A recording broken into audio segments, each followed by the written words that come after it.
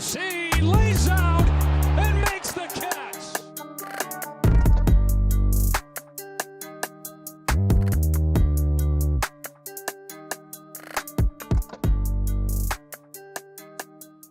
And we are back for another episode of the Double Switch podcast. Camera's working. As of now, we're 10 seconds in, so as soon as we get to like that minute mark, we'll be on fire. Yeah, man, the Phils are rough. It's kind of not fun watching a team lose 5 games. Win 5 games, lose to the Rockies, win against the Cubs. It is so up and down that you don't even know what's going on half the time. You don't know whether, you should stay calm. You don't know whether to get excited about the hot streak. Is this going to change everything? No idea what's going on. You have Nola throwing, a gem. You don't know if he's turned a corner. You don't know. Just nothing is clear at this point in the season. And I don't think it's supposed to be. That's why this season's 162 games. You and I have reiterated that several bajillion times. None of this matters, but everything matters, and it's weird, and it's baseball, and whatever. Yeah, it's been a minute. 10 days, 2 weeks, Ben, since we last like a week and a half or something. Yeah, how you doing with the Phils? You weren't wrong about everything you just said. I got to be honest, I've definitely tuned out a little bit. I think I've been a Phillies fan long enough to know when it's okay to just turn off the TV a couple nights and worry about your own mental health. Don't let your mental health ride on the Philadelphia Phillies, because that, my friends, is a really good way to lose your mind. That's a recipe for disaster. Yeah, I think what we're seeing is a lot of new Phillies fans after our run last year. I think everyone's excited and they want to be able to put their finger on whatever's happening. I think they want to know exactly why we're losing, exactly when we're back. I hate that terminology. I think it's stupid, the whole "we're back" thing. It's baseball. You could be back. You're going to be back and forth. But we're staying the course, and I'm staying the course. I trust this Phillies team to be a playoff team when it comes September. Yeah, so we are 2.5 minutes in, and my camera's still working. So, I think the season and the podcast are officially back on track. In these past 2 weeks, we have gone on a 5-game winning streak and a 5-game losing streak, I think, which is pretty insane. But at the end of the day, we are 5-5, and we're still hanging around. It's a quarter of the way through the season, and what I will say about this team is you kind of get to the quarter mark, and I think you can kind of start to form opinions on certain players. We're kind of getting into the grind here, and specifically for baseball, for fantasy baseball as well. It's kind of starting to get to that time where we can kind of think that maybe something's a little off with some of these players. Kind of highlighting the list, we've given him a pass because he has such a track record. But I really just want to bring it up early. Trea Turner has been really, really underwhelming. And like I said, it's really gone under the radar because it's not such a disaster underwhelming that, it just screams, help me. But it has been very underwhelming in terms of the power, only 4 home runs, the average all the way down to like 260 now. And just his general presence, which is not being felt the way I thought it would be felt. Do you think this is kind of a regression of skill set? Because I don't want to jump to that too quickly.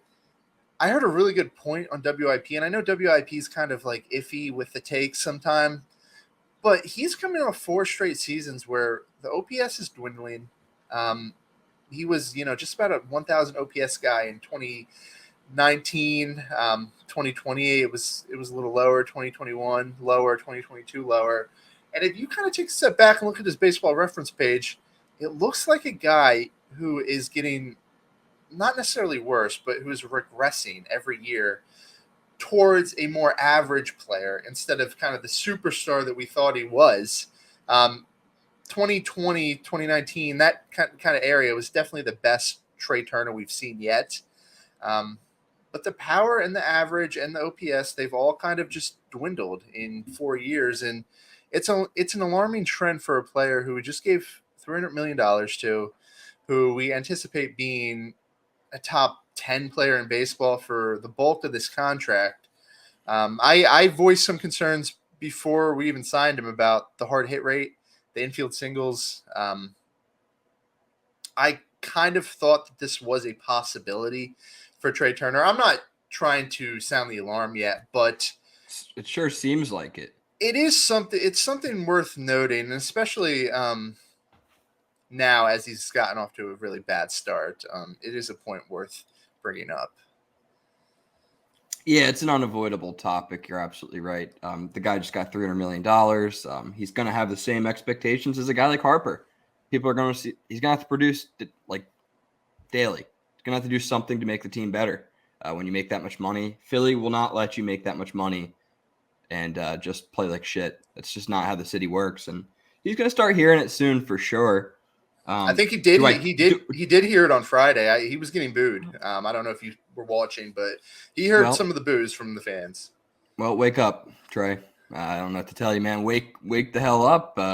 Look at your. I'll just go to the regression skills part. I don't think it's necessarily a regression of skills, like you're saying. I kind of lean into more of the angle that it's the new team. It's a new team he's playing for. I think I've seen comparisons to how Castellanos slumped with his first year in Philly and how it took him a while to. I mean, did he ever really turn it on? I guess this year he's turned it on. But yeah, I think it's more of that. I think it's more of a comfortability of where he's playing.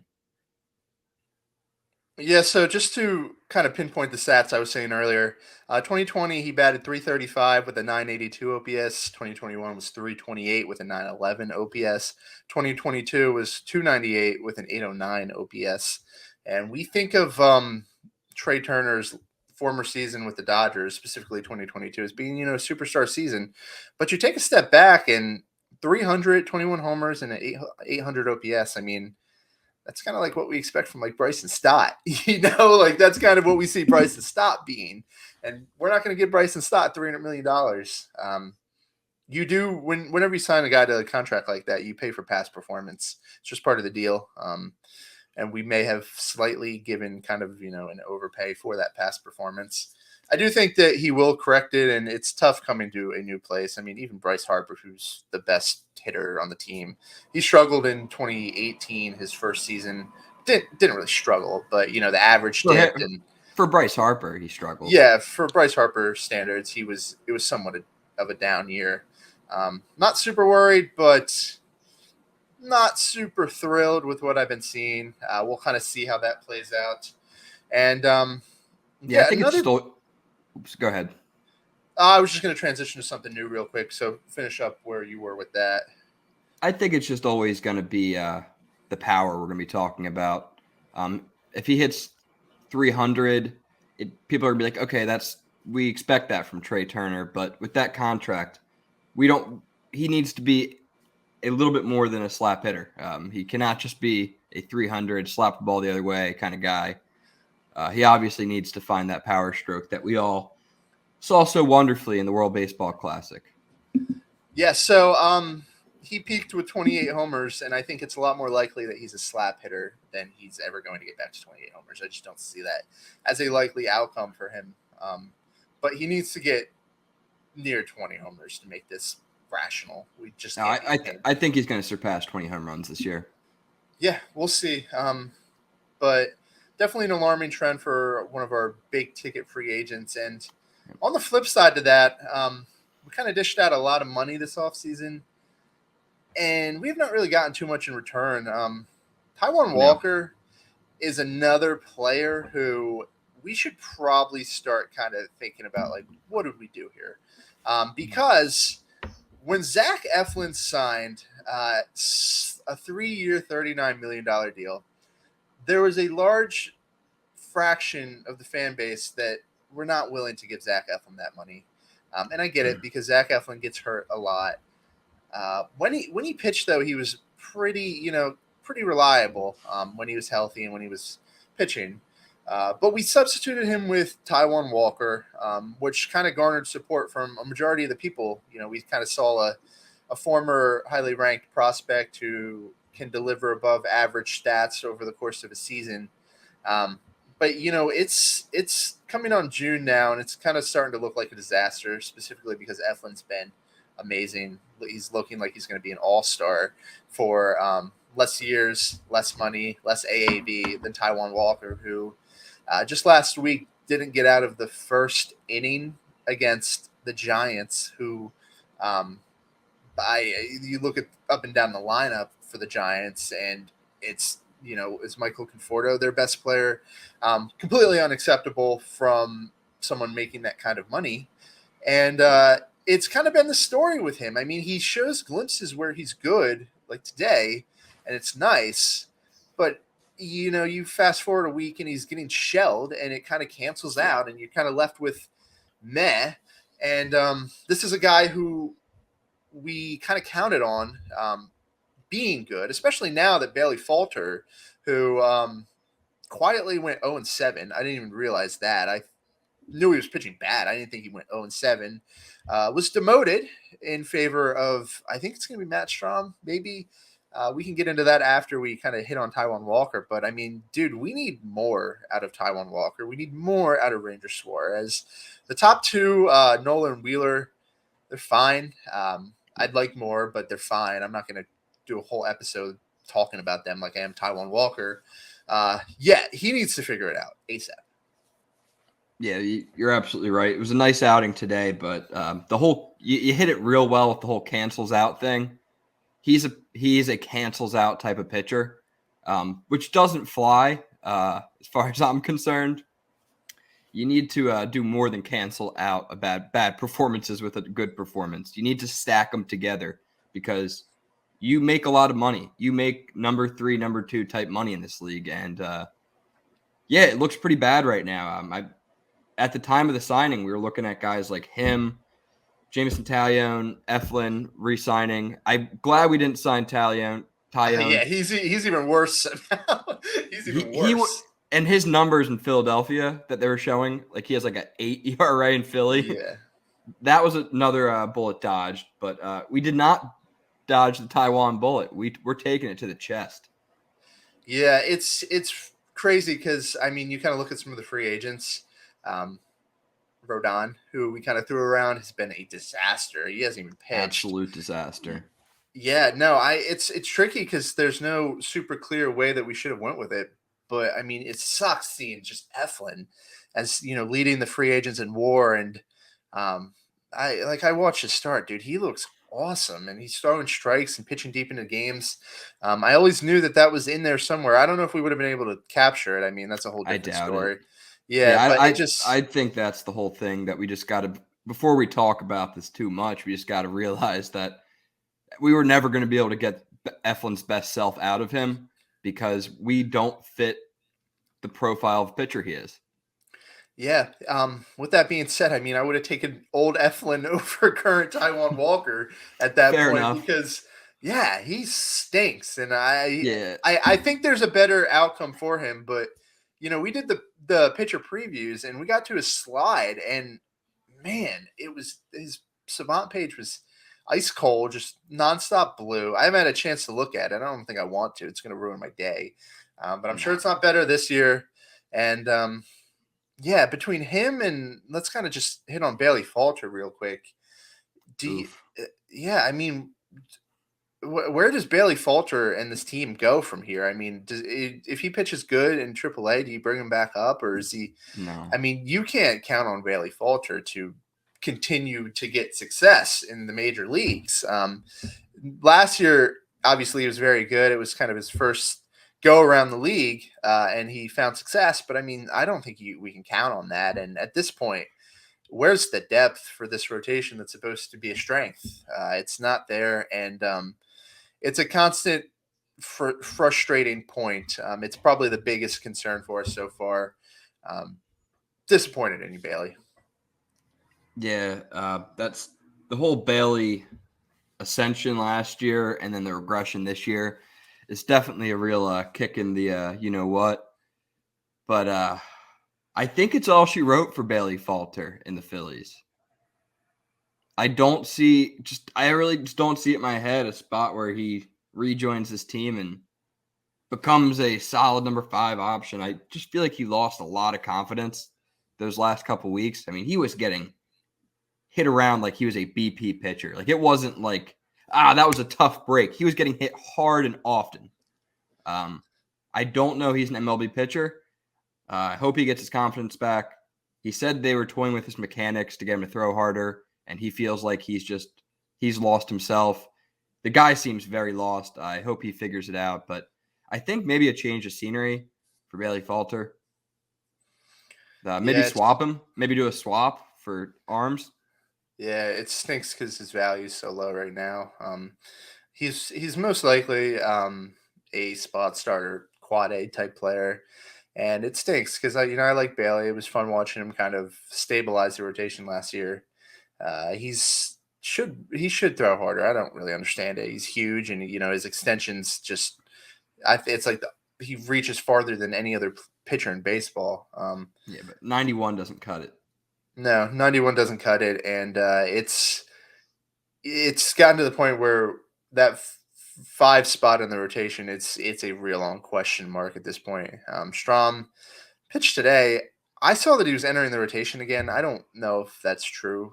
If he pitched today, might as well try it. Yeah, but then you can't count on him for innings. Painter is you probably can't count on Painter this year. And then the next guy up's Abel and McGarry, and he's getting there. I don't know if he's quite ready. And McGarry, haven't had a chance to look at what he's been doing. He's got to be in AAA now, and he's he was close last year, so I'd imagine that he's going to probably get a look at some point this season. But you don't really want to count on that. It's not. There's so much unknowns with prospects like that, so there's a very good chance that we're going to have to look externally. We already did, claiming Dylan Covey, who off from the Dodgers, who fine, I guess. I mean, he's in the Dodgers. Yeah, he's in the Dodgers system, and the Dodgers know what they're doing, so maybe you never know. I kind of like it, but yeah, it's a problem 5 finishing up the rotation. It's not what you want to see. Yeah, I really wish this was a problem that we could solve internally. I wish we would try something more aggressive with Abel or McGarry, because the most successful arms come from within. You don't want to have to go out and trade for a guy that's already got miles. I mean, you prefer the new car with no miles, right? I mean, you don't want the car with 200,000 miles on it. Especially in this market with used car prices this high. Man, you could say you're absolutely right, man. It's rough. Yeah, it's rough. But I would just love to see them just give Mick Abel a try. I mean, he's actually, except for one outing this year where he let up 9 earned, he's had 1 earned or less in every outing. Yeah, and it's you see all these prospects come up, and it kind of gets you excited about our guys. I mean, Yuri Perez for the Marlins, Tanner Bybee, Bryce Miller, just Mason Miller. There's so many good arms coming up, and we are fortunate because we do have some of those arms. We just have yet to show them. You don't want to rush it, but you kind of need to balance like the needs versus the wants, and we might need them. So, yeah, clock's definitely ticking on when we're going to see them. But even like a tryout, like a McGarry opener type role. I don't know. Definitely. And the rotation's it's gonna compound as the season goes on because you're pushing bullpen arms, and Alvarado, he's already banged up, and once we kind of stabilize the rotation, I feel a lot better about the outlook because the offense, it's gonna come around. There's plenty of talent. Not super concerned about any of that, so I'm just waiting for it to click. It's usually something, usually you find the C level in terms of, what the expectations are and how they performed. It's going to level out at some point, and I'm just waiting for, our pitching to not be awful. Yeah, I didn't want to bring this up. It was something I thought of earlier today. I saw something on the internet. Ben Brown is killing it. Is he really? Ben Brown he's probably about to get a call up to the Cubs big league roster and fill their 4 or 5 spot in the same exact role that we need right now. Was David Robertson worth that? Sorry, that I didn't need to get into that, but Yeah, So since you went we there, could use a guy like that right now so badly. one could argue that we don't get to the World Series. I'm not going to be the guy to argue it, but one could argue that we don't get to the World Series without David Robertson, especially since Sir Anthony went down. I personally was just not impressed with him. And I like Ben Brown ever since, he started tearing it up in Lakewood when we had the super staff of like all of our top arms together. I liked him and I didn't really want to give him up. I'm rooting for the guy still. But it kind of seems like whenever we do those trades for relievers who are older, they just never work out. We have the Heath Hembree, Brandon Workman trade, which was just awful. And then we gave up Ben Brown for David Robertson. And that's why those teams that stink, kind of like, the Cubs last year, that's why they sign those relievers like that, because they know that come June and July, there's going to be some team that sees themselves making the playoffs who want another arm, and they're going to be willing to give up whatever you want to get that pitcher. And that's what we did, and we're going to have to pay the price for it. I just hope that it doesn't hurt. It doesn't sting too bad, because David Robertson was very underwhelming. Yeah, I don't know if I have it in me to keep my composure if Ben Brown starts tearing it up the second half of the year and everyone's like, oh, like Ben Brown, like NL Rookie of the Month and stuff like that. That stuff drives me nuts. I hate the hindsight stuff, but yeah, I mean, basically going back to our used car analogy, we traded in the Honda Civic with 250,000 miles. That's what we received, and we gave the Cubs a brand new Tesla. But all right, what do we got next? I mean, I don't even know where to take this because the Cubs series was nice. Yeah, there's really just, there's good stuff we can talk about. There's bad stuff, but at the end of the day, we're just here. It all leveled out. We're kind of treading water until everything kind of clicks. Fortunately for us, the Mets they're having more issues than we are. Their 48-year-old staff is just not working. No surprise there. That was never going to work. And the NL for the most part, it's wide open so far. San Diego's struggling, which is weird. A lot of the hotter teams to start the season, the Pirates, the Cubbies, they all cooled off, and it's kind of unfolding in some predictable manner. The better teams are kind of starting to show why we think they're the better teams, and all things considered, as crazy as it sounds, I think we're in a good spot for the stretch run. My expectations, kind of what this team's going to produce in terms of like wins, I don't think we're going to be like a 95 win team like I thought we might be. I think we're probably going to be approaching 90. I think we'll still be all right for a playoff berth, but it's just we haven't turned that corner yet. And would you take the over on 90 wins? Probably not. No, I think I'd take the slightly under because, we're already 50 games to the season, 110 games left. I think we have 21 wins, and you're talking 70 and 40 to get to – man, is that right? That sounds awful.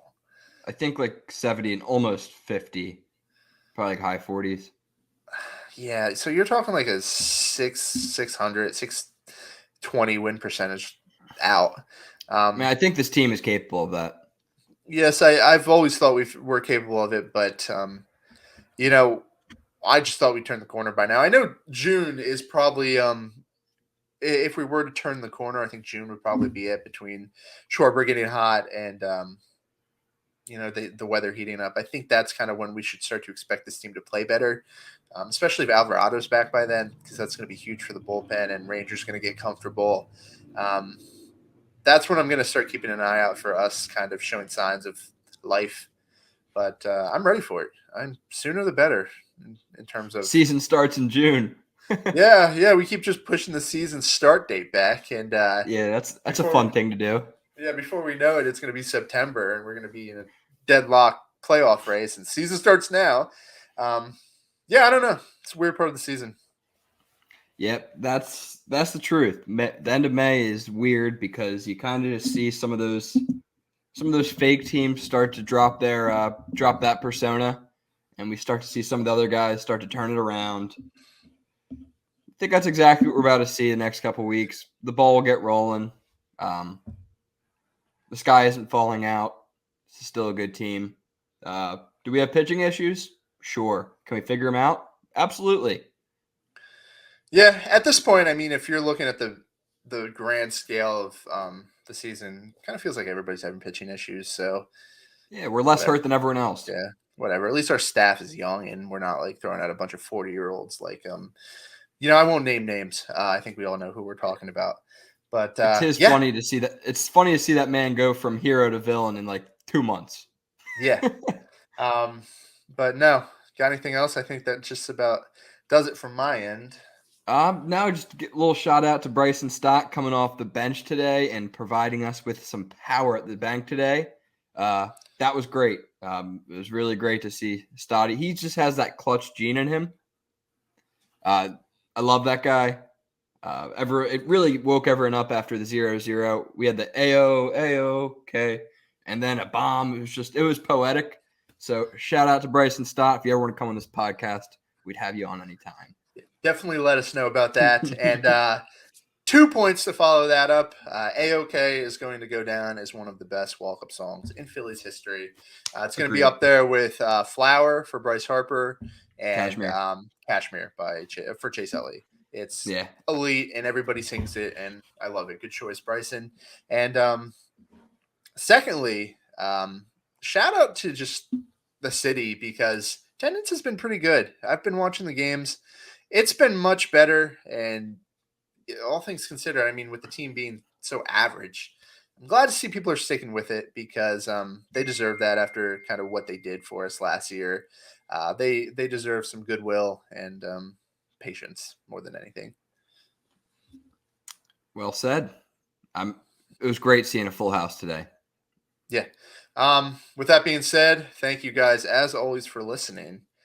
This is usually the part of the podcast where I tell everybody to go listen to Pick Swap because the Sixers are doing something, but they're not. So if you're down bad and you want to cope with the boys, go listen to Pick Swap Media. They're coping too. Yes. The vibes might not be as good, but definitely go give them a listen. They have all types of good off-season stuff, so that's always fun. And we will talk to you guys soon. Thank you guys for listening. Go Phils.